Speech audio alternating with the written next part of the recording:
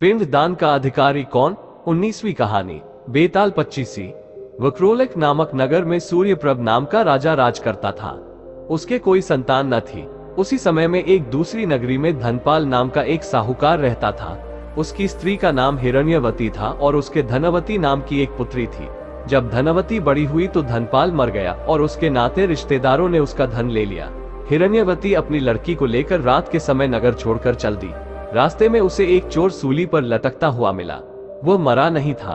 उसने हिरण्यवती को देखकर अपना परिचय दिया और कहा, मैं तुम्हें 1000 अशर्फिया दूंगा, तुम अपनी लड़की का ब्याह मेरे साथ कर दो। हिरण्यवती ने कहा, तुम तो मरने वाले हो। चोर बोला, मेरे कोई पुत्र नहीं है और निपुते की परलोक में सदगति नहीं होती। अगर मेरी आज्ञा से और किसी से भी इसके पुत्र पैदा हो जाएगा तो मुझे सदगति मिल जाएगी। हिरण्यवती ने लोभ के वश होकर उसकी बात मान ली और धनवती का ब्याह उसके साथ कर दिया। चोर बोला, इस बड़ के पेड़ के नीचे अशर्फियां गड़ी हैं, सो ले लेना और मेरे प्राण निकलने पर मेरा क्रिया कर्म करके तुम अपनी बेटी के साथ अपने नगर में चली जाना। इतना कहकर चोर मर गया। हिरण्यवती ने जमीन खोदकर अशर्फियां निकाली, चोर का क्रिया कर्म किया और अपने नगर में लौट आई।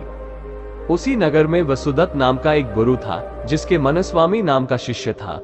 वह शिष्य एक वेश्या से प्रेम करता था। वेश्या उससे 500 अशर्फियां मांगती थी। वह कहां से लाकर देता। संयोग से धनवती ने मनस्वामी को देखा और वह उसे चाहने लगी। उसने अपनी दासी को उसके पास भेजा। मनस्वामी ने कहा कि मुझे 500 अशर्फियां मिल जाएं तो मैं एक रात धनवती के साथ रह सकता हूँ। हिरण्यवती राजी हो गई। उसने मनस्वामी को 500 अशर्फियां दे दी। बाद में धनवती के एक पुत्र उत्पन्न हुआ। उसी रात शिवाजी ने सपने में उन्हें दर्शन देकर कहा, तुम इस बालक को 1000 अशर्फियों के साथ राजा के महल के दरवाजे पर रखाओ। माँ बेटी ने ऐसा ही किया। उधर शिवाजी ने राजा को सपने में दर्शन देकर कहा, तुम्हारे द्वार पर किसी ने धन के साथ लड़का रख दिया है, उसे ग्रहण करो। राजा ने अपने नौकरों को भेजकर बालक और अशर्फियों को मंगा लिया। बालक का नाम उसने चंद्रप्रभ रखा। जब वह लड़का बड़ा हुआ तो उसे गद्दी सौंपकर राजा काशी चला गया और कुछ दिन बाद मर गया। पिता के ऋण से उऋण होने के लिए चंद्रप्रभ तीर्थ करने निकला।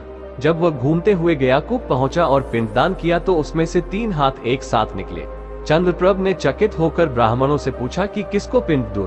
उन्होंने कहा, लोहे की कील वाला चोर का हाथ है, पवित्र वाला ब्राह्मण का है और अंगूठी वाला राजा का। आप तय करो कि किसको देना है।